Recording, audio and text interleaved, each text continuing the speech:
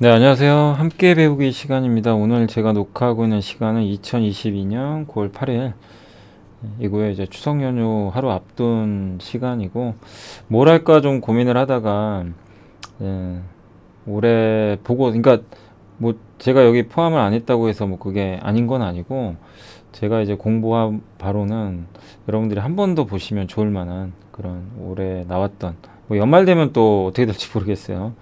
그래서 공부하면 좋은 올해 보고서 한번 뽑아봤습니다. 그래서 간략한 내용들 하고 우리 다 공부했던 것들도 있고요. 아직 제가 소개 안 해드린 것도 있긴 있는데 아무튼 그 내용만. 그래서 우리가 이 올해도 이제 이런 보고서 통해서 아이디어를 많이 얻어냈잖아요. 그걸 활용해서 투자해서 성공하신 분도 계시고 공부만 하신 분도 계실 거고 그냥 좀 지켜만 보신 분도 계실 거고 또 성과가 안 좋았던 분도 계실 거예요.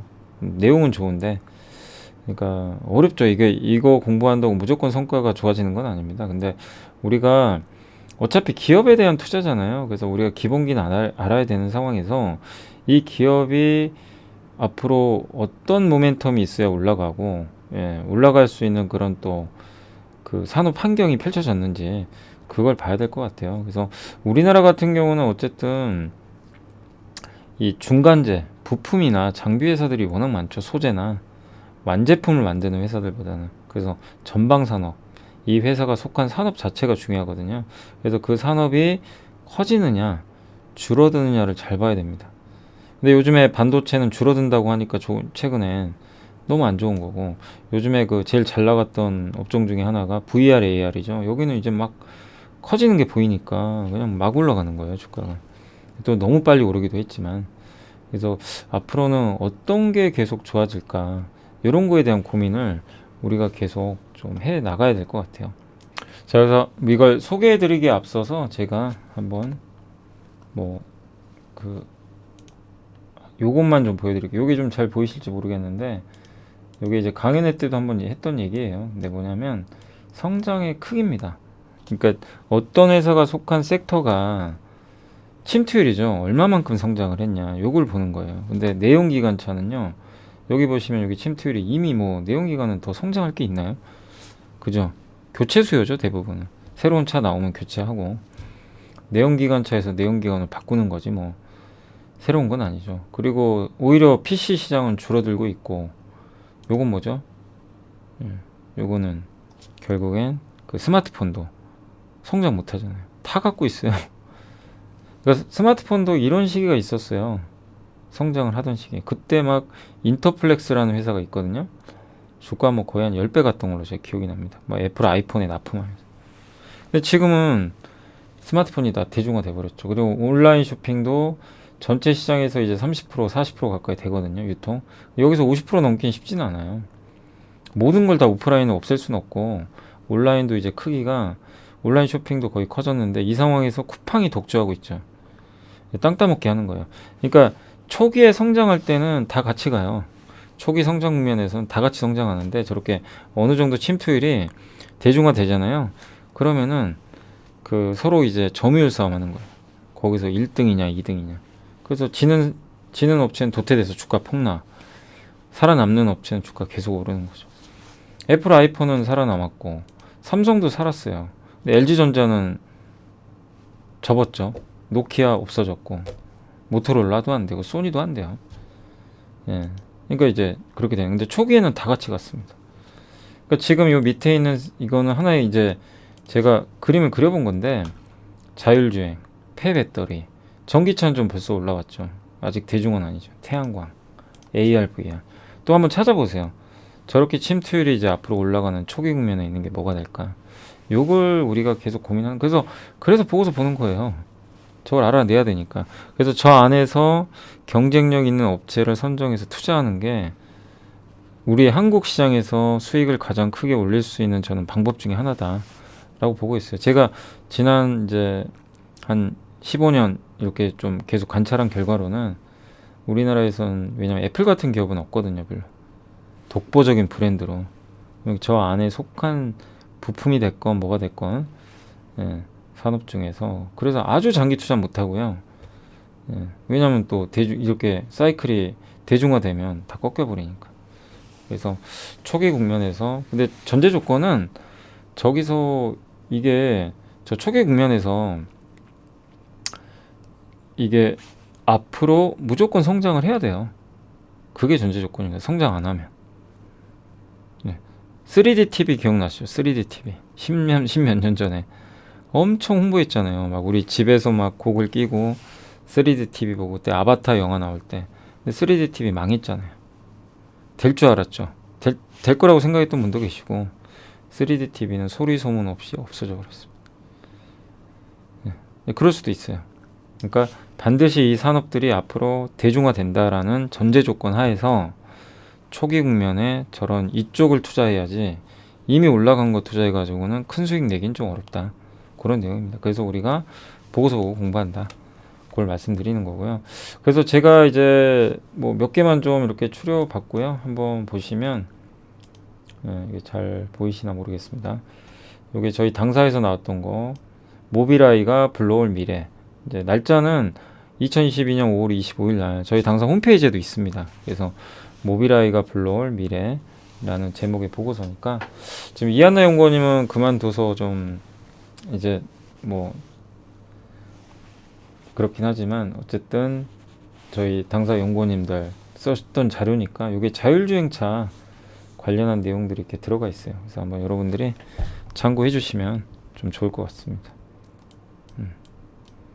배터리 관련된 내용들도 들어가 있습니다. 그래서 밑에 있는 게 이제 뭐 테슬라, GM, 폭스바겐 이런 기업들 또 어디랑 공급사 맺고 있고 그런 내용들이니까 참고해 주시면 되겠고 올해 봤던 보고서 중에서 제일 인상적이었어요. 사실은 요 뉴 컨버전스라고 LNG하고 기억나세요? 서병수 연구원님이 썼던 유럽, 미국 LNG 수출입 주도에 이머징이 가세한다. 그래서 요게 LNG 밸류체인 나온 거고 요거 보고 제가 그때 당시에 저 보고서를 딱 보고 그냥 이게 머리를 한 대 딱 맞은 것 같더라고요. 야, 이 시장 엄청 커지겠구나. 6월 17일 날 그게 발간이 됐고 제가 그래서 그때 이제 제가 생각했던 게 야, LNG 밸류체인 괜찮겠다. 근데 LNG 밸류체인의 대표적인 게 우리나라 조선주, 피팅, 강관 요 세 개거든요. 한국카본 뭐 이런 또 LNG 본행제 이런 기업들이 이제 연관이 돼 있던 거죠. 그래서 실제로 당시에도 주가가 많이 올랐었어요. LNG 관련돼 가지고 아니 그때 오른 건 아니었죠. 뭐 성광랜드 같은 경우도 바로 그때 6월이 여기였습니다. 6월에 보고서 나온 날이 여기였어요. 여기 그죠. 그러니까 저런 아이디어를 딱 우리가 보고 공부를 했다면 뭐 이렇게 오를 때 투자하면 안 되겠지만 한 번씩 조정이 나올 때 내가 공부를 해놓으면 아니 알잖아요. 뭐 그때 한국카본도 있었고 그죠? 한국카본도 이때 6월이었고 근데 이 한국카본 생각보다 많이 모르지 못했어요. 또 하나가 세아제강이나 세아제강 지주 같은 거 이런 기업들도 하나의 아이디어가 좀 일부 있었죠. 당시에 6월에 좀 그때 LNG 섹터가 그렇게 좋진 않았어요. 저걸 통해서 우리가 공부를 할 수 있었고 한번 제가 찾아볼까요 내용을? 제가 사실은 다 이렇게 미리 이런 이제 요거를 만들어 가지고 다 좀 저장을 해놨습니다. 여기 보면 6월 17일 여기 있죠? 그죠? 보이시죠? 해놨고 그때 이제 미래에셋의 서병수 연구원님이 썼던 거 LNG 수요 변화 아프리카 LNG 플랜트 투자를 촉진한다. LNG 시장은 이제 이해 천연가스가 162도로 냉각될 때 투명한 무색의 액체고 냉각 상태에서 천연가스 부피가 600배나 축소돼서 배송에 유리하기 때문에 LNG를 쓴다. 그러니까 왜 LNG가 대세가 되는지 그 내용들이 나와 있어요. 유럽이 특히 러시아에서 천연가스 이걸 끊으니까 FSRU는 노후화된 LNG 선박을 개조하는 거고요. 그리고 LNG 시설 투자금이 굉장히 많이 들어가고 그래서 소수 국가들에 집중이 돼 있고요. 장기 성장성이 가속화될 것 같다. 북미에서 LNG 수출 인프라 투자 확대되고 유럽의 LNG 수입 인프라 투자도 확대된다. 유럽은 파이프라인은 많은데 LNG를 다시 이거를 기체로 바꿔주는 시설은 또 부족해요, 되게. 그래서 FSRU 수요는 증가한다. 이런 내용들이 나와 있죠. 북미와 유럽 외에도 LNG 인프라 투자는 아프리카 중심으로 또 많이 늘어납니다. 그래서 그런 이제 내용들이에요. 이렇게 성장한다. 이게 LNG 밸류체. LNG 천연가스를 해서 이걸로 여기서 액체로 바꾸고요. FLNG 운송을 해서 배로 실어서 여기 FSRU에서 기체로 바꿔요. 그래서 여기서 이런 데가 파이프로 보이세요? 파이프 연결한 거? 이런 게 이제 파이프죠. 여기 피팅 같은 게 들어가고 그래서 이렇게 보내주는 겁니다. 그리고 미국의 천연가스 파이프라인 셰일 에너지 이거 여기서 뽑아가지고 수출한다는 얘기죠. 그래서 LNG 선박 가격은 좋을 수밖에 없고, 예, 그리고 굉장히 좀 빨리 하는 LNG. 그래서 여기 투자 시사점도 나와 있는데 유럽이 새롭게 LNG 주요 소비처로 부상하고 이를 뒷받침한 미국의 LNG 수출을 뒷받침하기 때문이다. LNG 생태계도 빠르게 성장을 한다. LNG 시장의 확대는 전 세계적으로 값싼 화석연료 시대보다 에너지에 대한 지출이 늘어나는 시대가 도래했다는 의미다. 이런 의미입니다.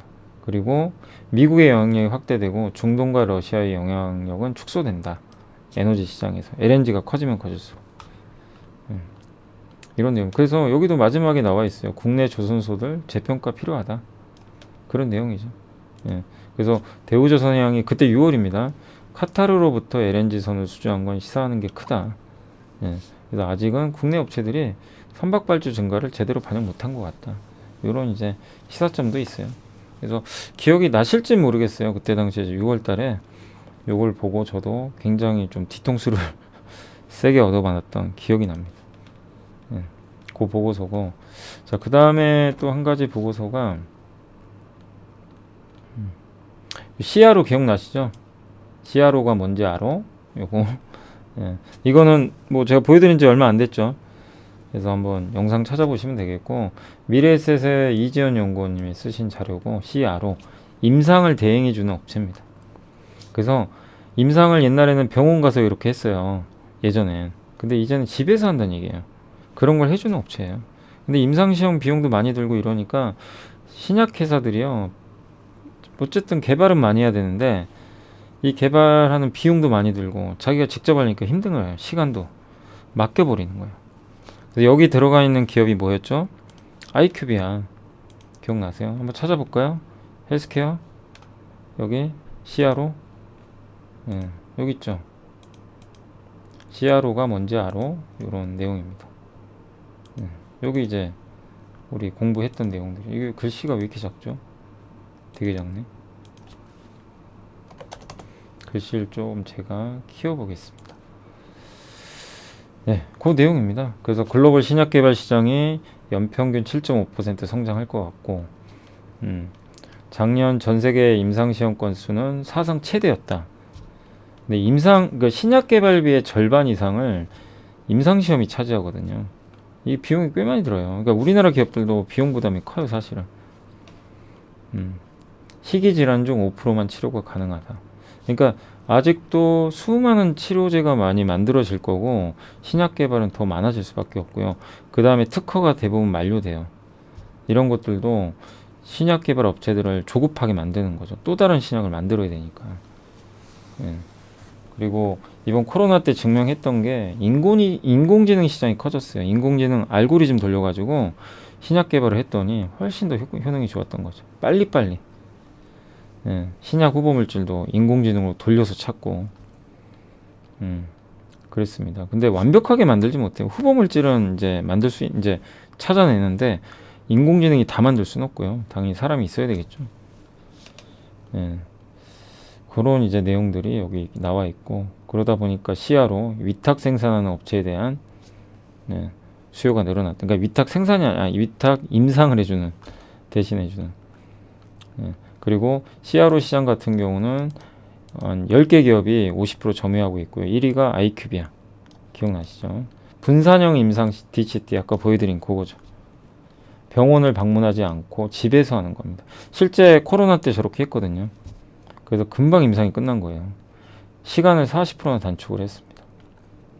예. 그래서 이게 이제 대세가 되지 않을까 이런 내용입니다. 그래서 아이큐비아가 그런 걸 하니까 관심을 가져보자 라는 그런 내용이었죠. 예, 기억이 나시죠? 그리고 일단은 뭐 밸류는 싼 건 아닙니다. 근데 어쨌든 글로벌 1위고 90개 분산형 임상시험을 진행한 또 이력도 있고 아스트라제네카나 존슨앤존슨 코로나 개발 백신의 숨 공신이었다. 이런 내용입니다.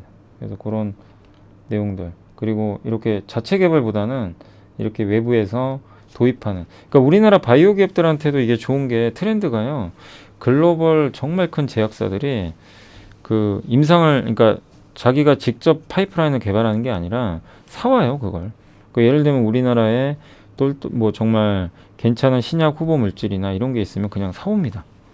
그러니까 우리나라 업체들도 그런 데서 기회를 찾을 수가 있는 거죠. 이게 점점 늘어날 거예요. 그래서 바이오를 다 부정적으로 봐요. 막 뭐 했다가 안 되고 막 이러니까.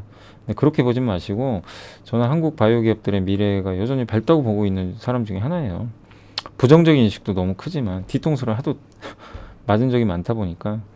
예, 그래서 ETF가 좋긴 하죠. 하지만 어쨌든 우리 바이오 기업들 성장하는 것까지 뭐 이젠 끝이다 이렇게 볼 필요는 없는 것 같습니다.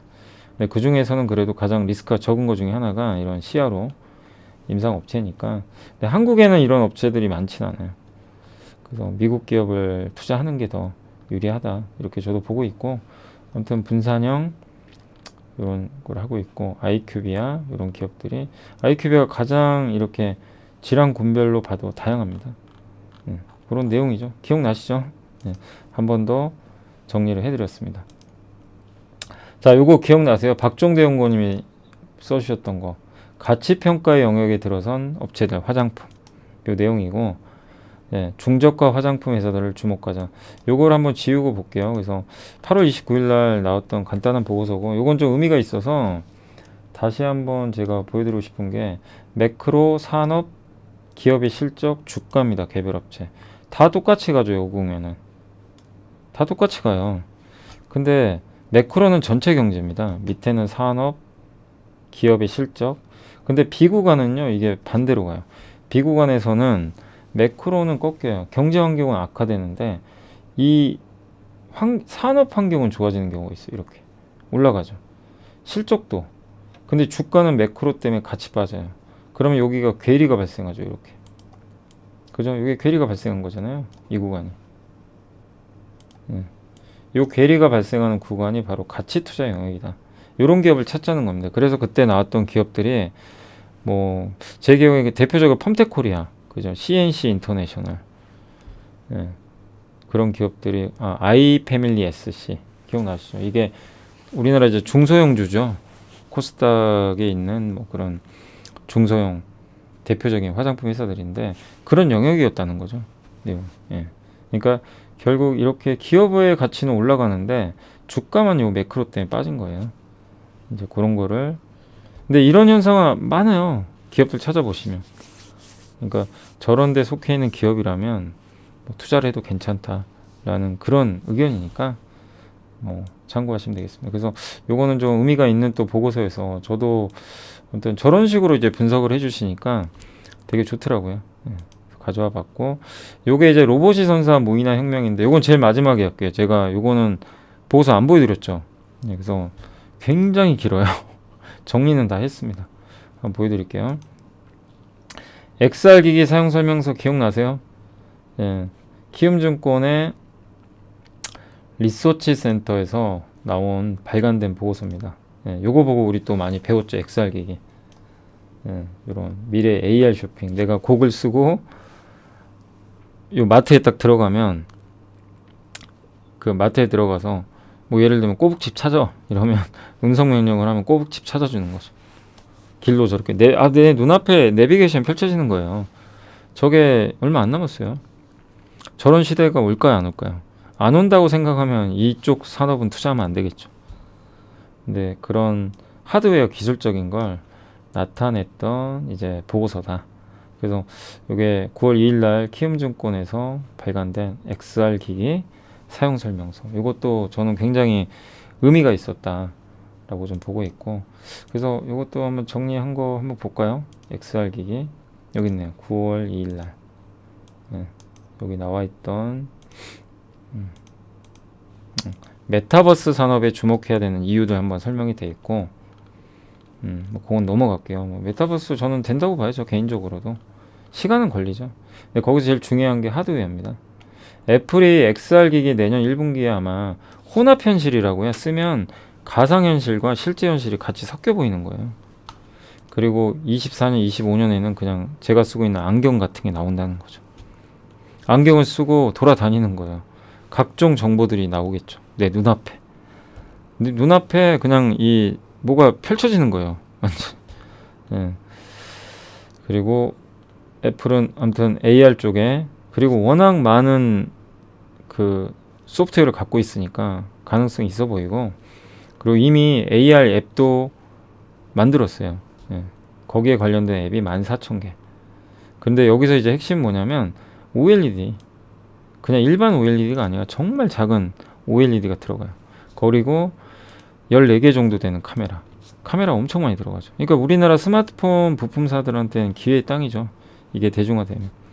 근데 지금 초기니까 시간이 걸린다는 거 염두에 두세요. 예, 그래서 1인치 이하의 마이크로 디스플레이 탑재하고 현재까지는 LCD가 많이 채용이 됐는데 LCD는 한계가 좀 있어요. 응답 속도도 느리고 그래서 OLED로 가야 됩니다. 그래야 또 멀미도 안 하고요. 예, 그래서 몰입감을 높여야 되기 때문에 사람의 오감 중에 시각이 80%고 우리 두 눈은 디스플레이 초점을 맞추는데 이게 또 갑자기 그 안에서 3D가 구현이 되면 거기에 또 눈이 가요. 그래서 다시 디스플레이 보고 이러면서 그 멀미가 나는 거죠. 순간순간.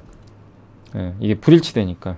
이런 걸 없애려면 정말 몰입감이 줘야 되는데 그러려면 저 초소형 OLED가 들어가야 된대요. 그래서 이거는 될 수밖에 없는 것 같고 그래서 올레도스라 그러죠. 마이크로 디스플레이. 그러니까 유리기판이 아니라 실리콘에다가 이 OLED 소재를 증착하는 거예요. 하나씩. 이거 증착할 때 필요한 게 뭐죠? FMM. 예. 그리고 그 FMM에 증착할 수 있게 도와주는 기계를 인장기.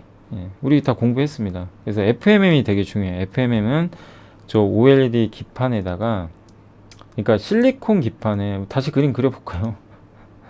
동그란 뭐 동그랄 수도 있고 네모날 수도 있어요. 여기가 실리콘. 원래는 예전의 제품은 유리인데 유리가 아니라 실리콘이에요. 여기다가 R, G, B 아주 작아요. 요거를 얹어야 되거든요.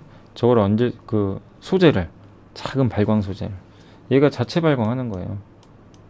예. 이거를 해줘야 됩니다. 그걸 해주는 게 바로 FMM. 그래서 그걸 APS 홀딩스가 이제 개발한다고 하면서 막 주가 올라갔던 거죠. 근데 현행 방식은 뭐라 그랬죠? 여기다가 컬러 필터를 씌워요. 여기에 하얀색 광원입니다. 여기가. 그래서 컬러 필터 있죠. 요걸 통과시켜요. 이 컬러 필터가 RGB로 돼 있어요. 그러니까 간접이에요. 자체 발광이 아니고. 약간 이제 밝기가 떨어지죠. 요거에 이렇게 가는 거죠. 근데 만들기가 너무 어려워요. 작게 만들어야 되니까. 진짜 그래서 힘든 기술 중에 하나입니다. 근데 그거를 하고 있는 거죠. 예. 그래서 저렇게 되면 이제 진짜 몰입감 좋아지고 궁극의 정말 XR 기기가 되는 거죠. 그리고 여기에 카메라도 3D 카메라가 이렇게 들어가게 됩니다. 그리고 또 거기에 FPCB. 그래서 FPCB 뉴프렉스가 그걸 실제로 오큘러스에 납품하고 있잖아요. 페이스북 쪽에. 여기도 이미 나와 있죠. 그래서 그때 한번 보고서도 말씀을 드렸고. 그래서 전기차용으로도 들어가 있지만 요새 뭐 주가 워낙 많이 올랐지만 이런 거 우리가 공부해봤죠. 그러니까 사실 이런 것도 저도 잘 모르는 내용들이었어요. 이 정도까지는. 근데 이걸 보면서 저도 공부했고 배워서 너무 좋았습니다. 그래서 요 보고서 다시 한번 정리해드렸고 그리고 사실 이제 제가 지금 찍는 시간에 이제 장이 끝났어요. 그래서 어제 올라간 이제 그 뭐죠 시장 함께 읽기에서는 이제 장 끝난 것까지는 제가 못 담았는데 좀 진짜 황당했네요. 이게 옵션 만기라 그런지 모르겠는데 일부 기업들이 종가에 엄청난 변동성이 생겼네요. 막 보니까 그 넥센타이어가 갑자기 급락을 하고요. 그 다음에 DN 오토모티브라고 아시죠? 이 기업이 장중에 갑자기 25% 올랐다가 보합이 끝났어요. 뭐 누가 장난친 건가요? 뭐 말이 안 되는 일이 발생을 했네요. 옵션 만기는 맞는데 일부 기업들의 주가가 너무 투기적으로 갑자기 막 변동이 생긴 것 같습니다. 되게 좀 뭐 기업의 내용과 무관하게 움직인 것 같고 그리고 좀 삼성전자가 참 답답하네요. 그죠? 삼성전자가 결국 종가에 신저가, 최저가로 끝났습니다. 그러니까 한마디로 지금 반도체에 대해서는 너무나 시장이 부정적으로 외국인들이 보고 있어서 좀 안타까운 흐름입니다. 이겨내면 또 오르긴 하겠지만 참 이게 시간과의 싸움이 또 시작돼야 돼서 뭐 삼성전자 주주분도 워낙 많고 참 힘드네요. 예. 좀 기운 내셨으면 좋겠습니다. 삼성전자가 아무튼 너무나 지금 주가 흐름이 좋지 않게 흘러가고 있어서 한국 증시에도 계속 부담이 되는 것 같습니다. 반도체가 살아나야 돼요. 한국이 가려면. 근데 반도체가 이게 죽어 있다 보니까 정말 만만치 않은 시장이 계속 펼쳐지는 것 같습니다. 뭐 잘 이겨내야 될 것 같습니다. 어쨌든. 예. 자, 그리고 또 다른 보고서인데 이제 요거는 그린 에너지라는 이제 이거 얼마 전에 한번 보여드렸던 거죠. ESS 황금의 엘도라도 북미 에너지 시장. 이게 신한의 함영도 연구원님이 쓰신 자료고 정말 괜찮았어요. 자료가 9월 1일 날 미국 에너지 시장 변화에 따른 ESS 전력 인프라 산업 공부하는 거고 요게 다예요. 사실 요게 핵심이에요. 뭐 다라기보다는 여기 있는 요 앞으로 미국의 주택이 저렇게 바뀐다는 얘기죠. 저런 식으로 태양광 집으로 저 태양광에서 생산한 전력을 모아놨다가 ESS 대용량 저장 장치에 모아놨다가 한국전력 같은 이제 전력 회사에 판매하는 거죠. 남는 걸. 그리고 남는 걸 집안에 어떤 이제 전기를 쓰는데 투입되고 전기차 충전하는데도 우리 한국에서는 어려워요. 한국은 단독주택보다는 아파트 문화니까. 근데 아파트가 저렇게 바뀌긴 하겠지만 미국 중심으로는 저렇게 될 가능성이 높아졌고 저 안에 뭐 인버터라든가 그런 것들이 많이 필요합니다. 예, 그래서 관련된 미국 기업들도 들어가 있던 걸로 제가 기억을 하고 있습니다. 그래서 역시 이것도 이제 에너지 항목에서 찾아보면 요거죠. 우리가 공부했던 그 데이터들이 북미 에너지 시장 함영도 이병하 연구원님이 쓰신 겁니다. 그래서 전력을 생산하고 이걸 판매도 하고 스마트 그리드라 그러죠. 전력을 서로 커뮤니케이션 하는 거죠. 옛날에는 한전이 일방적으로 전력을 쐈는데 지금은 그게 아니라 스마트 그리드는 양방향이에요. 한전이 전력을 보내주지만 내가 만들어서 한전한테 쏴줄 수도 있는 거죠. 그런 이제 흐름들이 나오고 있고 그런 것들 그런 솔루션을 HEMS라고 하더라고요. 여기서 핵심은 태양광 인버터와 ESS. 인버터는 그 직류를 교류로 바꿔주는 거죠. 쓸 수 있게. 전압을 좀 바꿔주는 거죠. 전류를. ESS는 저장하는 거. 그러니까 인버터는 가정에서 사용할 수 있게 바꿔주는 거. 전력을. 전력의 관문 역할. 이거는 저장. 근데 이거를 이제 같이 설치하는 과정이 늘고 있다. 여기에 들어가는 게 뭐 전력 반도체도 들어가고요. 그다음에 배터리 당연히 들어가죠. 분산되어 있는 발전, 루프탑 태양광. 요거를 원격으로 또 관리하는 걸 VPP. 그래서 지금 VPP 사업자를 모집하는데 이 사업자를 모집한 다음에 전력이 부족하면 이 사업자로부터 사는 거죠. 발전소가 전력을. 그래서 이 사업자가 되면 발전소에 팔아가지고 돈 버는 거예요. 그러니까 돈도 버는 거죠. 그래서 거기에 핵심 기기가 ESS다. 미국 주택용 태양광 1위는 썬런이고요. 이런 비중이 늘어나고 있다고 합니다. 그래서 기회의 장이다. 한국 기업들이 이제 이쪽에 들어갈 수 있다는 거죠. 그래서 매출도 증가할 거고 가격은 오를 거고 비용은 좀 우호적으로 감소할 것 같고 이런 내용인 것 같습니다. 이게 500조에서 1500조까지 성장할 걸로 보고 있는 것 같아요. 그러니까 시장이 미국에서 큰 게 열려요. 우리가 보지 못했던 새로운 주택시장이 저런 식으로 열리는 거죠. 전력과 관련된. 그래서 태양광도 좋고 풍력도 좋고 수소도 좋고 저기 관련된 전력 인프라, ESS, 인버터까지 다 연관이 돼 있다. 이렇게 보시면 되겠습니다. 이렇게 움직이는 거고 여기 집이고 여기 관련된 밸류체인 발전, 송배전, 에너지 저장. 그러니까 제가 설명드린 건 요 에너지 저장이죠. 여기 관련된 기업들이 뭐 AES 에너지, G, 테슬라, 그린스미스 있고 한국에 이런 기업들이 있고요. 여기에 뭐 서진 시스템도 사실 들어가야 되는데 여기는 좀 빠져 있는 것 같더라고요. 서진도 그 ESS 그 OEM 회사죠. 만들어주는. 그리고 스마트 그리드나 이런 쪽은 요 밑에 있는 기업들이 관련 기업들이고. 근데 이 중에 어떤 기업이 수혜 받을지 몰라요. 그거는 공부는 해봐야 되겠지만 요런 이제 산업도 지금은 아니에요. 지금 뭐 바로 저게 대중화된다가 아니라 이제 눈앞에 펼쳐지겠죠. 시간이 지나면서 이런 걸 공부해 놓을 필요는 있는 것 같습니다. 자, 열 번째는 배터리 리사이클링. 폐배터리예요. 우리 공부 예전에 많이 했었던 그 폐배터리 산업이고, 제목은 배터리 리사이클링. SK증권의 윤혁진, 김도현 연구원님이 이제 8월 5일날 발간하셨고, 폐배터리가 도대체 뭐냐 그겁니다. 그래서 배터리 스크랩이라 그러죠. 아니면 이제 못 쓰는 배터리를 분해를 하는 거예요. 예, 건식 습식 방식으로 인해 가지고, 건식은 불에 태운다고 보시면 돼요. 그냥. 태워서 이제 가스를 만들어서 추출하는 거고, 근데 그 비용이 좀 꽤 들죠. 습식 같은 경우는 그런 게 아니고 이제 거기다가 이제 용매 같은 걸 넣어서 휘발시키는 거죠. 예. 약간 이제 다른데 습식 시장이 좀 굉장히 커질 걸로 보고 있는 것 같고요. 그걸 하는 업체가 성일하이텍 같은 기업들이죠. 근데 배터리 시장이 폐배터리 시장이 커질 수밖에 없는 게 그 안에 있는, 그러니까 자동차 내연기관차는 휘발유가 들어가서 에너지를 발생시켜서 차가 움직이는데 그 휘발유는 없어집니다. 쓰면 쓸수록 날아가죠, 기체로. 그리고 이 몸에도 안 좋잖아요. 근데 전기차는 그런 게 전혀 없죠. 전기를 저장한 배터리에서 그 전기를 동력으로 해가지고 운동 에너지를 만들고 그걸 모터에 줘요. 그 모터가 운동을 하는 거죠. 예. 그리고 어떤 것도 배출하지 않아요.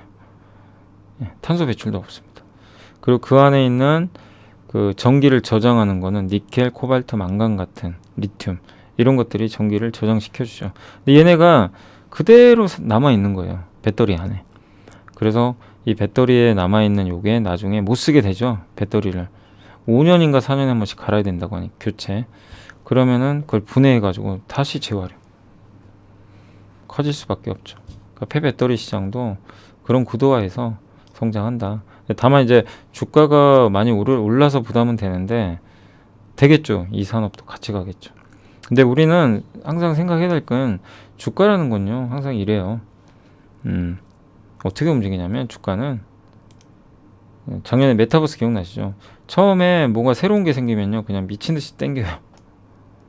요겁니다. 어떤 새로운 산업. 아까 보여드렸죠. 침투율이 낮은 거. 그랬다가 이게 당장 될지 안 될지는 몰라요. 근데 너무 앞서간 것 같고 당장 현실은 안 되고, 근데 기업들 보니까 돈도 못 벌어요. 처음에 메타버스가 그랬잖아요. 다시 원점으로 옵니다. 그리고 나중에 옥석 가리기 한 다음에 여기서 승자가 가요. 이런 게 있고, 2차 전지는 좀 달라요. 2차 전지 쪽은 누구나 좋아진 거 아니까 한번 확 움직였는데, 물론 중간중간 빠집니다. 근데 안 무너져요. 그리고 또 실적 확인하면서 레벨업입니다. 반드시 실적이 중요해요. 실적을 확인하면서 레벨업 하는 거예요. 실적이 안 되는 기업은 여기서 무너집니다. 근데 2차 전지 양극재 기업들은 실적으로 증명을 했죠. 동박이 못 가는 이유가요. 동박 회사들 요새 주가 안 좋죠. SKC는 그래도 실적은 좋은데 동박 기업들 보면 실적 안 좋은 기업들도 있잖아요. 그러니까 막 무너져 버리는 거예요. 그러니까 결국 갈 때 초창기에는 다 같이 가요. 이것도 마찬가지. 근데 그 다음에 레벨업 하는 거는 실제 시장이 지금 계속 열리는지, 그리고 거기에 맞게 기업들이 돈 벌어주는지. 메타버스는 걸 못 보여주니까 무너진 거고, 2차 전지 양극재 소재는 보여준 거죠. 네. 그래서 달랐던 거네. 그러니까 폐배터리도 지금 솔직히 모릅니다. 이 회사들이 지금 대중화된 건 아니잖아요. 그러니까 지금 스토리에 의해서 올라갔는데 이게 실적하고 계속 연결이 되면 꾸준히 가고, 근데 그 과정에서도 주가는 한 번씩 급락해요. 너무 많이 올랐기 때문에. 그래서 급하게 하시면 안 되고 이제 실적도 확인하면서 진짜 종목을 잘 찾아봐야죠. 네, 그걸 꼭 염두에 두시면 좋겠습니다. 그러니까 너무 좋게만 보진 마세요. 이제 폐배터리 시대고 그냥 무조건 좋아지고 이게 아닙니다. 항상 조정도 염두에 두시고, 그 다음에 저는 이 보고서 보고 정말 그때 좀 힘도 얻었던 게 6월 23일이면요. 장이 정말 안 좋을 때예요. 기억나세요? 신영증권의 김학균 센터장이 보고서를 썼습니다. 주식의 보유 기간별 성과 분석. 장기 투자해야 의미 있다. 그런 내용인데 6월 23일이 언제인지 아세요? 네. 그때 우리나라 시장이 너무 안 좋을 때예요. 6월 23일입니다. 자, 보세요. 코스피 지수. 여기입니다, 여기. 여기가 2300 초반일 때. 물론 한번 반등 나왔다 또 빠졌지만 7월 초에 최바닥에서 나온 보고서예요. 그때 정말 힘들었죠. 막 그냥 매일같이 지수가 폭락을 하고 있었어요. 네, 그때로 한번 돌아가 볼게요. 그 보고서가 제가 저장을 해놨습니다. 여기 버티는 것도 투자다. 네, 제가 또 존경하기도 하고. 근데 6월 23일이니까 잠깐만요. 거기 보고서에 6월 23일 거에 있나? 제가 요약을 해놨던 것 같은데 잠깐만요. 요약을 해놨는지 제가 그냥 읽어들었는지 정확히 기억이 안 나네. 6월 23일. 아이고, 하도 많이 써가지고요 제가. 잠깐만요. 제가 검색을 한번 해보겠습니다.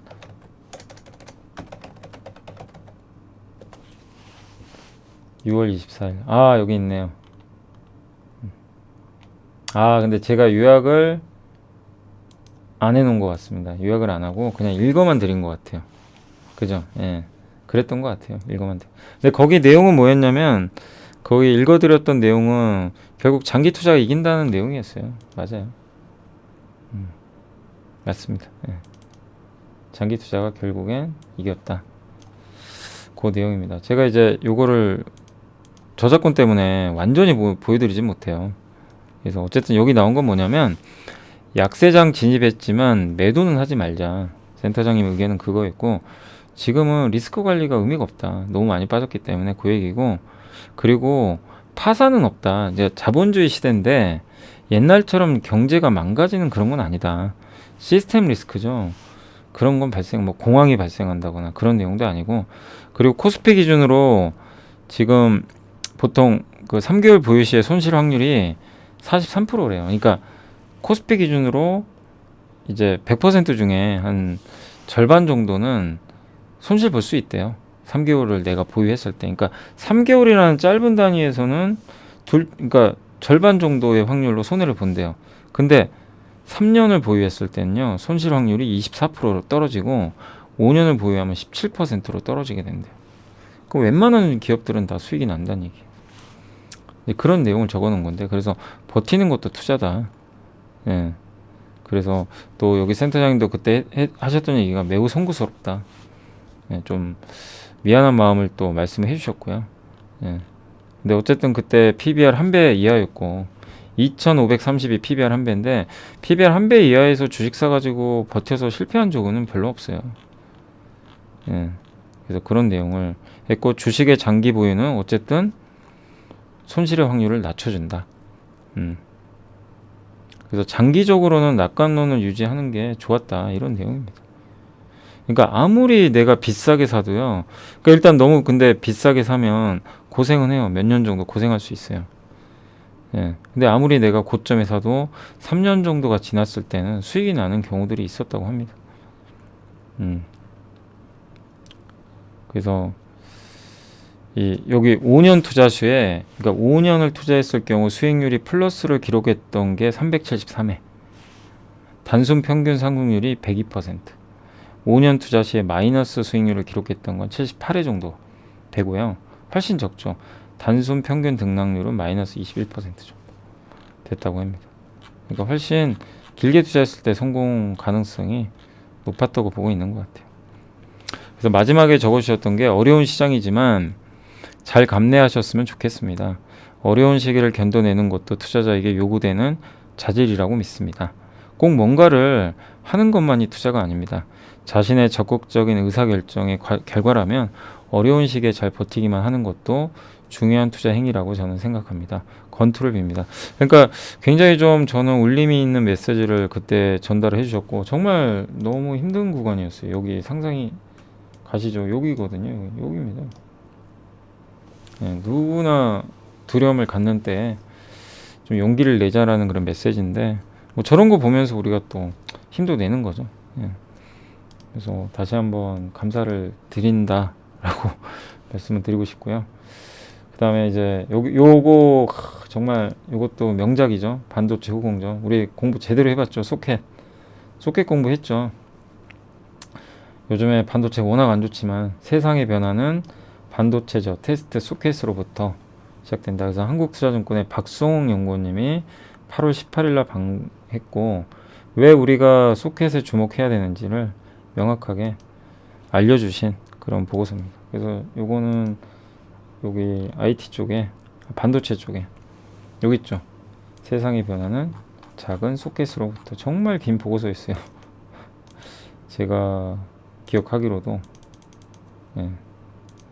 그래서 정말 괜찮은 보고서였고, 웨이퍼 테스트, 패키지 테스트, 패키징이 완료된 칩을 마지막으로 테스트하는 거죠. 쓸 수 있게. 예, 그거고, 그러니까 이쪽 테스트 반도체를 검사하는 그런 이제 밸류 체인에서 테스트 소켓을 가장 선호한다라는 내용입니다. 신규 기기가 늘어나서 물량도 늘어나고 단가도 올라가고요. 리노공업, ISC, TSE 우리 그때 한번 공부해봤죠. 아직 놀라기 이르다. AP용 스마트폰에 들어가는 반도체인데 이거 테스트 소켓 시장도 점점 커지고 5G용은 단가가 훨씬 비싸고요. 4G보다. 그 다음에 계속 새로운 신제품들이 나오기 시작하고, 포고 소켓하고 러버 소켓이 있죠. 러버 소켓은 큰 거, 대용량 위주고, 포고는 미세한 거. 이렇게 좀 나눠져 있고, 핀은 소켓의 핀 개수가 점점 이 반도체 칩이 좀 커지는 분위기도 있지만, 그 밑에 들어가는 숄더볼이라고 있어요. 조그만 볼. 그게 점점 많아져요. 굉장히 작고. 그럼 그거에 일일이 1대1로 대응을 해야 되거든요. 그럼 어떻게 돼요? 저 소켓 핀 수가 늘어나겠죠. 그래서 단가 올라가고 난이도도 올라가고. 근데 반도체 칩은 출하량은 점점 늘어나고, 그 다음에 샘플, 테스트용 칩도 정말 많이 만들어요. 이게 작동을 하는지. 그래서 그게 제대로 작동하는지도 검사를 맡기고. 그러니까 P와 Q가 동시에 증가하는 그런 산업이다 라고 보시면 되겠습니다. 그리고 자동차에 들어가면서 크기가 점점 커지니까 더 많은 면적을 테스트 해줘야 되고, 예. 자율주행, 로봇, 뭐 많죠. 서버. 예. 숄더볼이 5G는요 4G가 800개인데 여기는 1200개 들어가는 거죠. 다시 한번 설명드릴까요? 반도체 칩을 이렇게 패키징을 하는데, 패키징 할 때 여기다 숄더볼 이렇게 조그만 동그라미 붙여요. 볼. 요 붙인 거를요, 여기 기판 있죠. 여기다 얘를 붙이는 거예요. 이렇게. 저걸로. 요게 많은데, 요게 제대로 작동하는지를 소켓 핀 있죠. 이렇게 일일이 핀 하나씩 꽂아가지고 여기다가 하는 거예요. 근데 저게 1200개래요. 800개. 그럼 400개가 더 들어가는 거예요. 그럼 400개의 칩, 핀이 더 붙어야 됩니다. 그러니까 이제 가격은 점점 올라가는 거죠. 그리고 차량의 전장화. 점점 차량이 더 많이 필요하니까 더 많이 쓰이는 거죠. 그리고 ADAS, 지금 많은 차에는 저런 게 들어가 있는데, 저 카메라 시스템, 레이더가 들어가 있는데 여기에 플립칩 BGA 패키징이 들어가고, 그럼 저걸 또 패키징 할 때 검사를 또 해줘야 돼요. 테슬라 자율주행 칩은 삼성전자가 14나노 공정으로 만들어줬고 2116개의 숄더볼이 들어가 있어요. 아까 5G가 1200개라고 그랬죠. 이 자동차에는 2116개가 들어가요. 여기 칩 하나에, 자율주행 칩에. 요걸 플립칩 BJ로 패키징하고, 요거를 러버 소켓으로. 요게 ISC가 하는 거죠. 네. 그리고 소켓 가격은 칩 원가의 0.01%도 안 된대요. 그리고 어쨌든 포고 소켓이 여전히 표준으로 사용되고 있고, 미세한 걸 테스트해주고, 실리콘 러버 소켓은 좀 대용량 메모리 이쪽인데, 근데 최근에 이쪽이 비메모리 쪽으로 또 많이 하고 있어요. 그러니까 시장이 커지고 있고, 서버 CPU 소켓 하나가 5G용 AP의 5배나 된대요. 그러니까 점점 더 좋아지는 이런 수요처들이 늘어나는 거죠. 인텔은 요즘에 좀 허덕이고 있는데, 인텔도 뭐 출시하겠죠, 조만간. 그래서 플립칩 BJ 시장 8.2% 성장하고, 애플 MR 기기 기억나시죠? 아까 우리 배웠죠? XR 기기, 혼합 현실입니다. 저건 믹스드, M자가 믹스드예요. XR 기기라고 보시면 돼요. 여기에 CPU에 또 M1. 그러니까 저런 새로운 제품들이 또 나오면요, 또 테스트 또 해줘야 돼요. 그러니까 점점 이런 것들이 수요처가 늘어나니까 좋을 수밖에 없죠. 그리고 샘플칩 받아다가 테스트도 해주고, 샘플칩은 또 굉장히 비싸요. 여기서 샘플을 해서 이게 맞으면 이걸 또 대량으로 생산을 해서 또 테스트 또 하고, DDR5도 나오고, DDR5는 메모리, 실리콘 러버 소켓이 다 해주고, DDR5는 또 칩 사이즈도 크니까 더 비쌉니다. DDR4보다. 테스트 소켓 1위는 리노공업, 한국의 ISC 리노가 1등, 4등을 하고 있습니다. TSE는 10위. 그래서 순수 업체는 리노공업하고 ISC와 대만의 윈예이가 있고요. 리노가 무려 40%, ISC도 거의 40% 영업이익률을 달성하고 있습니다. 최근에. 고마진입니다. 그래서 이런 것들 나와 있죠. 그래서 이런 회사들이 있고, 여기가 이제 테스트 소켓이고, 그 내용이 여기다 꽂는 거예요. 이렇게. 요게 핀이에요. 여기 이런 게 핀 보이시죠? 이렇게 핀에다가 요게 요런데 핀이 여기 박혀 있는 거예요. 요런데 막 요런데 박혀 있고, 여기다가 요거 있죠. 요 동그라미 보이세요? 이렇게 동그라미 막 조금씩 되는 거. 요게 숄더볼인데 얘를 여기다 끼우는 거예요. 맞춰가지고.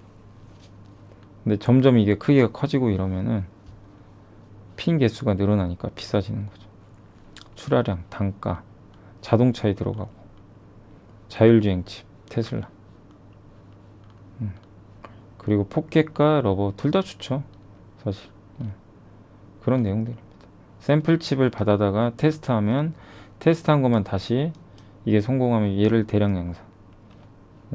이 세 개는 탈락. 요것만 통과. 그럼 얘는 대량 양산. 얘는 드랍. 근데 어쨌든 이런 샘플용 칩은 또 비쌉니다. 마진에도 좋고. 아시겠죠? 그래서 이제 여기 나온 것 중에 하나가 이제 ISC. 기억나시죠? 우리 공부했던 거예요, 다. 그래서 다시 한번 이제 복습 차원에서 한번 했고, 근데 진짜 주가 견조하네요. 이렇게 반도체가 이렇게 안 좋은데도 정말 굉장히 견조한 것 같습니다. 뭐 오르기는 어렵죠. 당장은 반도체가 안 좋으니까. 그런 내용을 다시 한번 리마인드 했고요. 자, 그 다음에 전장 부품, 요 보고서 기억나시죠? 제가 구해가지고 구하기 힘들었어요. 제가 보고서 구해서 요거를 제가 요약을 해서 한번 알려드렸죠. 근데 그때 정말 제가 분석하기 잘했다, 이거 요약을 하길 잘했다, 그 생각이 좀 들었고, 그때가 8월 1일이었고요. 전기차 배터리 다음은 뭐냐, 그 다음에 내연기관과 전기로 바뀌는데 거기서 필요한 게 뭘까, 거기에 대한 정말 울림 있는, 또 한번 뒤통수 또 맞았던 보고서 중에 하나입니다. 이런 보고서들이 1년에 또 몇 개씩 나오거든요. 계속 공부하세요. 그래서 양승수 연구원님한테 너무나 감사드리고요, 솔직히. 요게 잠깐만요, 어디 갔나요? 이게 8월 여기 있네요. 8월 3일. 원래 8월 1일 날 나왔던 보고서인데, 여기에 보고서가 일단 나와 있습니다. 근데 제가 너무 길게 늘었나요? 이게 안 오네. 아무튼 요 보고서입니다. 보고서고, 글씨 잘 안 보이시죠? 좀 키워볼게요. 그래서 요게 뭐냐면 정리한 거죠. 이게 제가 정리한 거예요. 스마트폰 시장은 정체되어 있는데 다만 폴디드 줌, 애플 관련 부품사는 성장한다. 그리고 카메라용 FPCB는 경쟁사들이 철수해서 돈이 안 돼요. 카메라에 들어가는 이제 연성 회로 기판이라고 하는 건데 살아남은 기업들이 수혜를 받는다. 그리고 이제 먹거리는 자동차로 넘어간다. 전기차 자율주행으로 넘어가면 부품이 많이 들어가요. 카메라 시장은 점점 고성장하고, 카메라도 많이 들어가고, 판단을 담당하는 ECU, 중앙에 ECU라는 반도체 하나가 이거를 담당을 해요. 그래서 해성 DS가 장기적으로 좀 안 좋을 수도 있다라는 내용이었어요. 기억나세요? ECU 개수가 감소합니다. 그러니까 지금 자동차에는 수많은 ECU가 반도체예요. 컨트롤 해주는, 엔진도 컨트롤 해주고, 이게 많이 달리는데 테슬라는 어떻게 돼 있어요? 중앙에 저게 딱 하나 있어요. 그래서 중앙에서 통제를 해요. 저 개수가 줄면은 본딩 와이어라든가 리드 프레임이 준다. 리드 프레임 만드는 회사가 해성 DS거든요. 지금 준다는 게 아니라. 그런 내용도 담겨 있었던 거죠. 그래서 아마 이것도 제가 설명해 드렸던 것 같고, 그리고 와이어링 하네스보다는 이제 와이어링 하네스는 전선 뭉치, 그래서 배터리에 전선 뭉치들이 많이 들어가 있거든요. 서로 연결을 해야 되니까 그거 대신에 FP12를 많이 쓰죠. 굉장히 예, 그 가볍게 만들 수가 있기 때문에. 그래서 배터리도 좋지만 전장 부품에서 큰 성장 나온다. 그 내용입니다. 그래서 여기서 이제 내용 중에 뉴프렉스를 중소형주 관심주로 제시를 했고, LG노텍과 BH도 탑픽으로 제시했던 거죠. 세 개를 딱 이제 긍정적으로 보셨죠. 그리고 폴디드 줌, 카메라에선 폴디드 줌, 예, 망원 렌즈라고 하죠. 망원, 예, 광합줌, 예, 광합줌 관련된 기업들을 좋게 봤고, 근데 이제 거기서 자동차로 넘어간다. 기계식으로 작동하던 뭐 이런 것들이 이제 넘어가는 거죠. 예, 그런 내용들입니다. 그리고 굉장히 자동차용 시장은요, 또 진입 장벽이 되게 높아요. 여기 들어가기 너무 힘들어요. 한 번 들어가면 안 바꿉니다. 그래서 이게 카메라 모듈 시장, 이게 인지, 자율주행할 때 눈으로 인지하고 관련 기업들이 있고요. 판단, 이게 제대로 되는지 안 되는지 판단을 하는 거죠. 인지 판단 제어거든요. 예, 그래서 자, 차 멈춰야 돼, 그냥 가면 돼, 이런 것들을 돌발 상황이 발생할 때 판단을 해야 되잖아요. 두뇌 역할을 하는 거죠. 그리고 마지막으로 제어. 자, 그 다음에 야 멈춰, 그러면 이제 멈춰야죠. 자동으로 제어를 해야죠. 예, 그거고, 여기에 이제 이런 FPC가 들어갑니다. 요게 배터리 팩이거든요. 배터리 팩이 저기 쭉 보시면 노란색으로 돼 있죠. 저게 원래 와이어링 하네스가 하는 건데 FPC로 연결한 거예요, 전선. 저런 거죠. 스마트폰 시장은 점점 성장은 못해요. 예. 근데 스마트폰 쪽에서도 폴디드 줌은 성장한다. 카메라 쪽에서. 그리고 이렇게 바뀝니다. 모터, 인버터, 전장 부품. 그래서 전장 부품이 들어가는 거예요. 전기차 쪽에. 점점 이 시장이 커진다. 그러니까 배터리 시장보다 더 크게 보고 계세요. 자율주행에는 카메라가 이렇게 많이 들어갑니다. 단가도 비싸고, 실제 테슬라 카메라 탑재량이 늘어나고 있고요. 그리고 옛날에는 이렇게 ECU가 여기 보이시죠? 여러 개인데 통합 이슈예요. 예, 하나가. 그러니까 이제 저기 관련된 부품들이 줄 수 있다는 거죠. 그게 와이어링 하네스랑 리드 프레임, 요거는 좀 줄어들 수 있다. 이런 내용이고, FP12가 어쨌든 이렇게 사용처가 늘어나는데 업체들이 많이 사라졌죠. 사업을 중단하고 돈이 안 되니까. 자동차를 만나서 커진다. 그 내용이었습니다. 다시 한번 정리하니까 좀 머릿속에 들어가시죠. 그러니까 저런 걸 읽으면서 마지막으로 하셔야 될 게 뭐냐면 결국엔 요약이에요. 요약을 하시고, 예, 그러니까 그때 뉴프렉스도 우리가 8월 초인가 한번 봤었죠. 보고서를. 예, 그랬다가 이렇게 올라갔거든요. 아니 물론 안 좋았다가 좀 올라가긴 했는데, BH도 이제 거기에 뉴스가 있었고, BH는 8월이니까 요 정도죠. 얘는 이미 올라와 있었어요. 그래서 가격 부담은 좀 있었는데, 아무튼 왜 우리가 이런 산업에 주목해야 되는지를 알려준 보고서고, 그걸 봤다면 내가 기업을 한두 개 골라서 공부하는 거죠. 공부해서, 그러니까 여러분이 공부를 해서 알고 투자하는 거랑 그냥 제가 얘기하는 것만 투자하는 건 진짜 달라요. 제가 얘기하는 것만 듣고 투자하시면 절대 안 됩니다. 저는 뭐 제가 추천하는 것도 아니기 때문에 이러이러한 내용들을 알려드리고, 여러분들이 그걸 공감을 하시고 한 번 더 딥하게 공부하시고, 그리고 투자까지 연결하면 뭐 좋은 결과 있지 않을까. 이렇게 앞으로도 이제 이런 게 많이 나오니까 한번 오늘 복습하는 거예요. 그 태양광, 어두운 유럽에 햇빛이 내려진다. 미래에셋의 이준호 연구원님이고, 5월 30일 날 태양광 공부하실 분들은 요거 뒤늦게라도 한번 보시면 좋아요. 태양광 시장, 폴리실리콘, 인곤. 왜 태양광 끝났을까요? 아직 끝난 것 같진 않아요. 제가 봤을 때. 아직 시장이 제대로 시작도 안 했는데, 그죠? 이제 시작이죠. 거기 대표 회사들 공부는 해볼 필요가 있고요. 그 다음에 요건 로봇. 요것도 로봇과 공존하는 세상이라고 유진투자의 양승윤 연구원님이 2022년 6월 7일 날 발간을 했습니다. 로봇 공부를 하고 싶으신 분들한텐 좀 좋은 교과서가 아닐까 이렇게 생각을 합니다. 로봇 쪽 요새 좋죠. 레인보우 로보틱스도 우리 한번 공부해봤지만 공부해보시고, 또 감속기 공부했죠. 얼마 전에. 양승훈 연구원님이 썼잖아요. 감속기 우리 공부했던 것 같은데 그죠? 잠깐만요. 여기 로봇 여기 양승훈 연구원님 기억나시죠? 9월 6일날 네. 요게 SPG 요 SBB 테크가 이거 상장하는 것 같은데요. 보니까 아직은 적자긴 한데 저 회사 상장하더라고요. 수요 예측 하는 것 같아요. 다음 주인가? 한번 봐보세요. 그 38 커뮤니케이션 들어가셔가지고 감속기가 요거죠. 요거 공부했던 거 요런 내용들도 저게 6월에 나왔던 그 보고서에 들어가 있던 것 같습니다. 뭐 여기 38 커뮤니케이션 들어가면 제가 이제 공모주 청약하는 법을 한번 알려드렸잖아요. 한번 어떻게 투자하면 좋은지 수요 예측 일정이 있는데 여기서 여기 있죠. SBB 테크라고. 예. 9월 28일 날 수요 예측 한대요. 그러니까 한번 요것도 눈여겨는 보세요. 청약은 10월 5일 날 합니다. 여기 있죠. 베어링 감속기. 그죠? 그러니까 우리나라에서 SPG랑 요 SBB 테크가 감속기 만들거든요. 그러면 우리가 공부해 놓은 게 도움이 되죠. 내가 이제 이미 이런 감속기 공부가 끝났으면 이거 보는 순간 딱 머리에 떠오르겠죠. SBB 테크 그때 봤던 기업이고 비상장이었는데 이번에 상장하네? 그럼 훨씬 더 빠르게 조사해서 투자 여부를 결정을 하겠죠. 그래서 이런 내용들을 미리 공부해 놓으면 되게 좋아요. 투자할 때. 남보다 빨리 할 수가 있죠. 공부도 빨리 할 수 있고. 그러니까 딱 이게 연결이 되시죠. 이제 그런 내용 중에 하나 이제 여기 유진투자증권의 이제 기본적인 로봇 관련된 보고서입니다.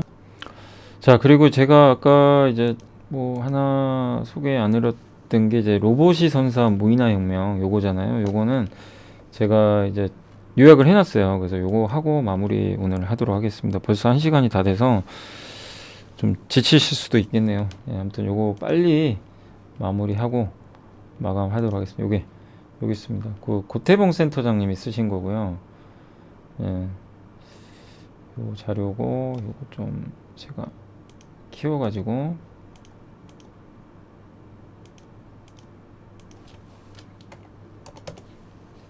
조금 더 키울게요. 35. 그래서 요 내용만 좀 간단히 말씀드리면 한번 뭐 천천히 아무튼 따라와 주시면 되겠고 로봇은 완전히 다르죠. 기계와 비교했을 때 기계가 있고 로봇이 있는데 기계는 생각을 못해요. 로봇은 근데 인지 판단을 하고 자기가 스스로 제어까지 하는 거죠. 그게 로봇이죠. 그냥 일반 기계와 그러니까 아무튼 로봇은 자동화, 무인화가 되는 거예요. 예. 그러니까 기계는 자동화, 로봇은 무인화. 네가 알아서 해라 이거죠. 어떻게 보면. 그래서 이게 무인 경제가 가능해지면 많은 게 바뀌겠죠. 거대한 네. 정말 뭐 엄청난 변화가 있을 수도 있다라는 그런 내용이라고 보시면 좋을 것 같습니다. 근데 왜 로봇은 세상을 바꾸지 못할까? 아직까지 로봇은 100% 자율적으로 기능할 수가 없고요. 예, 그러니까 인간에 의한 인지 판단 이후에 인간이 명령한 범위에서만 제어하는 기계 수준이었다고 합니다. 지금까지 로봇은. 그러니까 생각은 못하는 거죠. 예, 단순 반복 작업만 하고. 그래서 이제 인공지능 기술이 여기 들어가는 거예요. 예. 근데 어쨌든 이제 많이 발전은 했지만 예, 꿈의 로봇은 어쨌든 아직까지는 시간은 많이 걸립니다. 예, 그게 당장 되는 건 아니고요. 예. 그리고 로봇이 활동할 수 있게 많은 이제 다양한 환경들을 바꿔줘야 돼요. 그러니까 지금은 인간에 맞게 지금 다 세팅들이 돼 있는데 이런 것들도 또 로봇에 맞게 바꿔주는 작업도 필요하니까 오래 걸립니다. 또 에너지도 비효율이고 옛날에 산업용 로봇은 그냥 플러그로 꽂아가지고 했습니다. 그러니까 배터리도 중요한 거예요. 그러니까 배터리 시장이라는 게 엄청나게 커질 수밖에 없죠. 전기차만 필요한 게 아니라 모든 게 다 모빌리티거든요. 네.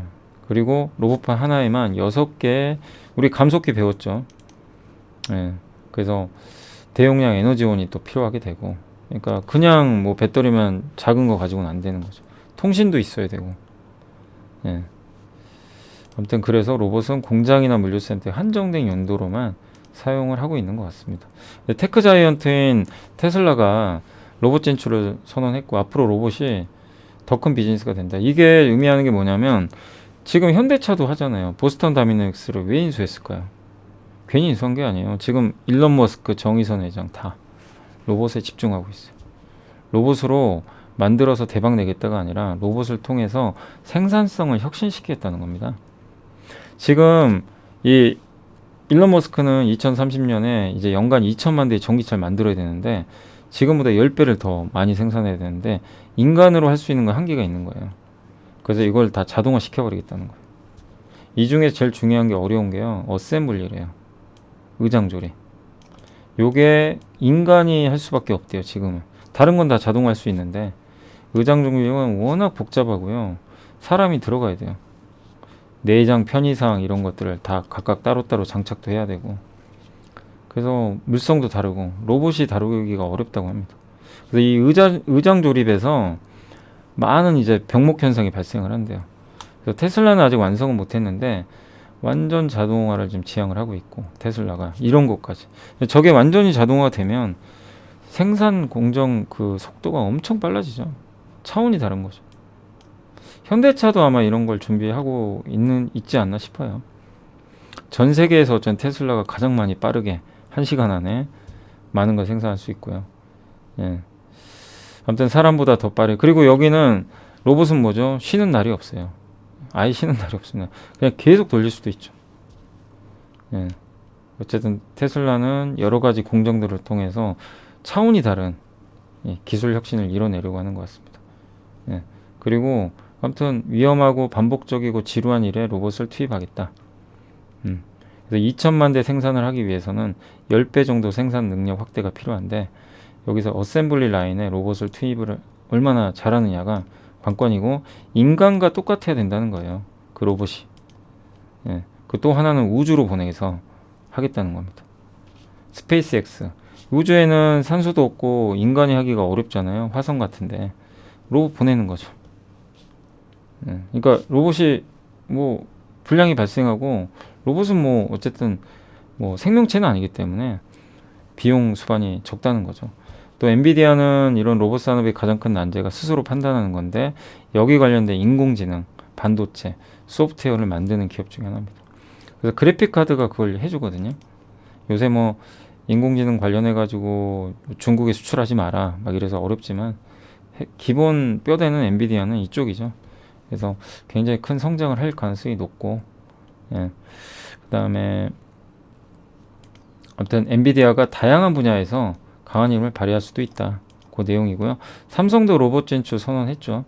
실제 팀을 이제 하나의 태스크포스 팀을 사업팀으로 바꿔버렸어요. 키우겠다는 거죠. 예. 그래서 삼성도 지금 미래 로봇 산업에 집중적으로 하고 웨어러블 이제 사람이 입는 로봇을 지금 만들어서 아마 내놓을 것 같더라고요.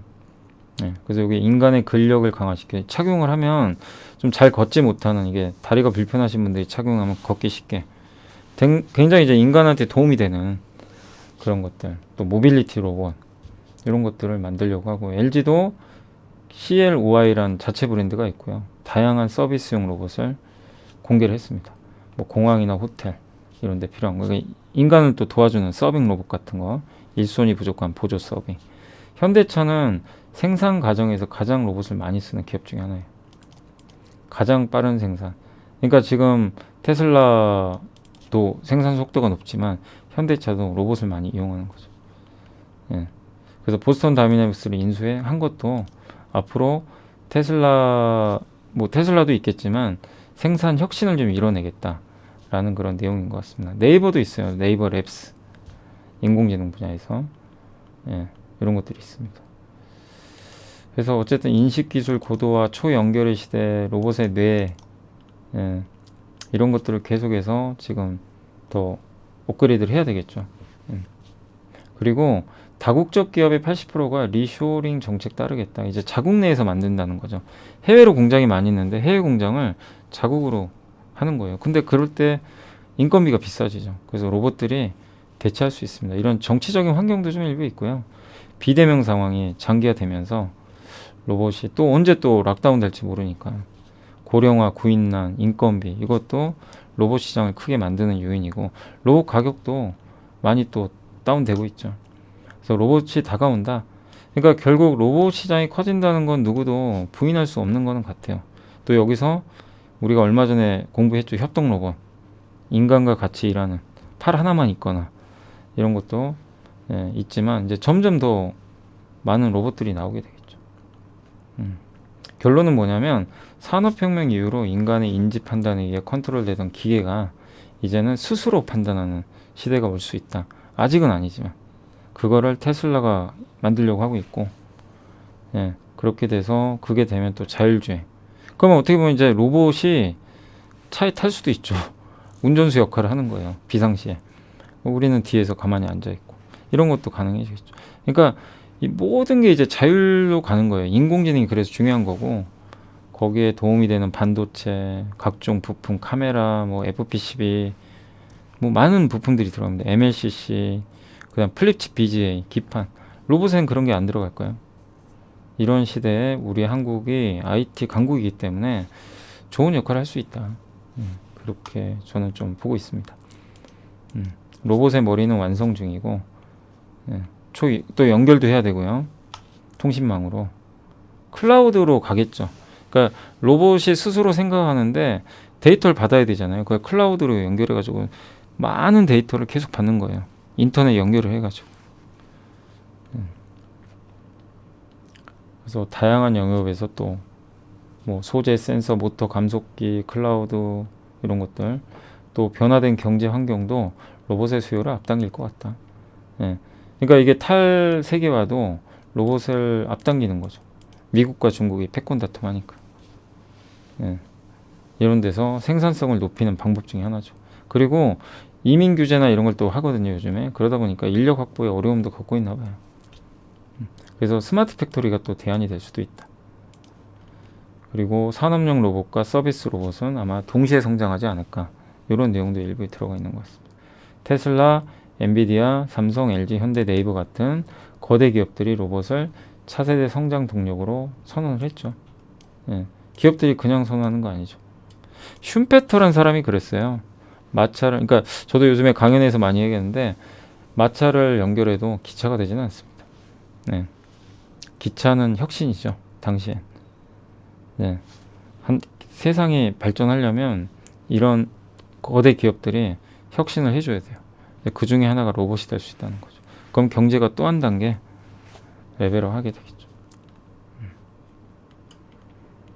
그리고 로봇이 완전히 대신하려면 인간을 많은 시간은 소요될 것 같습니다. 바로 되는 건 아니고요.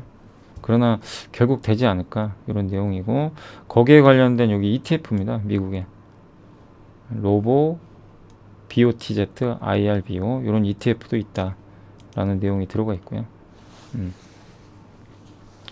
그래서 저의 이제 개인적 여기 뭐 의견을 그때 한번 달아놓긴 했는데, 로봇 시장의 성장은 본격화되고, 다만 아직은 지금 당장 뭐 대체는 불가능하지만, 근데 이 중에 제일 중요한 게 인공지능, 반도체 수요는 커질 수 있다. 현대차의 보스턴 다이내스도 역시 전기차 대량 생산 아닐까, 이런 것들입니다. 그리고 요런 이제 여기가 어셈블리예요. 아까 보셨던 전기차 만들 때 여기가 이게 인간이 해야 돼요. 다른 거는 다 뭐 이런 것들은 기계가 뭐 페인트도 할 수 있는데, 인간이 해야 되는 영역에 이 로봇이 대체하지 않을까. 이제 케파 2천만 대와 화성 착륙을 2030년에 약속했거든요. 이 로봇이 갈 수도 있겠죠. 이런 시대가 올 수 있다는 거 염두에 두시고 한번 계속 우리 공부해 보자고요. 아시죠? 예, 오늘 많은 시간이 걸렸습니다. 그래서 그 고태봉 센터장님의 정말 좀 감명 깊은 이런 보고서까지 소개해드렸고, 아무튼 또 지금 9월, 10월, 11월, 12월이 한 4개월 남았으니까 또 이런 보고서들이 계속 나올 겁니다. 그래서 너무 애널리스트한테 진짜 감사드리고, 그런 보고서들이 또 나오면 제가 공부해서 또 알려드리고, 여러분도 스스로 공부해보시고 하는, 계속 이걸 훈련을 하세요. 예, 훈련하셔야 됩니다. 예, 제가 피터 케인님 많이 말씀드렸지만 그분이 하는 게 이런 거거든요. 공부하고 요약하고 남한테 설명하고 자기 걸로 또 만들고, 그리고 괜찮으면 투자도 하시고. 그래서 성공하신 분이 있잖아요. 그러니까 실제 사례가 있거든요. 그래서 제가 말씀드리는 거예요. 그렇게 해서 안 되면 뭐 제가 뭐로 얘기를 하겠습니까? 그죠?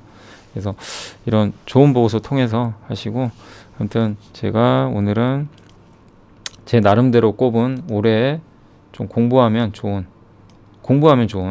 보고서를 꼽아봤으니까 참고하시고, 자, 아무튼 이제 추석 연휴가 또 며칠 더 남았는데 여러분들 연휴 잘 보내시고 풍요로운 추석 되시고요. 보름달처럼 풍성한 한가위 되셨으면 네, 좋겠습니다. 아무튼 힘든 장이고 정말 1년 내내 하락장이 이어져서 정말 저도 힘들고 여러분도 힘들고 하지만 우리 함께 헤쳐 나가자고요. 예, 저는 가능하다고 봅니다. 예, 서로 같이 힘 합치고 공부하고 예, 좀 위로도 해주고 그러면 뭐 결국 또 좋은 장 오거든요. 영원히 나쁜 장은 없어요. 예, 그리고 항상 위기 때가 기회였고 하니까 여러분들 잘 극복해 주시면 좋겠습니다. 자, 이만 물러가겠습니다. 오늘 아무튼 이 긴 시간 공부해 주셔서 감사드리고 다음 주 월요일 날, 다음 주 화요일 날 다시 한번 이제 다시 또 함께 시장 읽기로 찾아오겠습니다. 감사합니다. 연휴 잘 보내세요.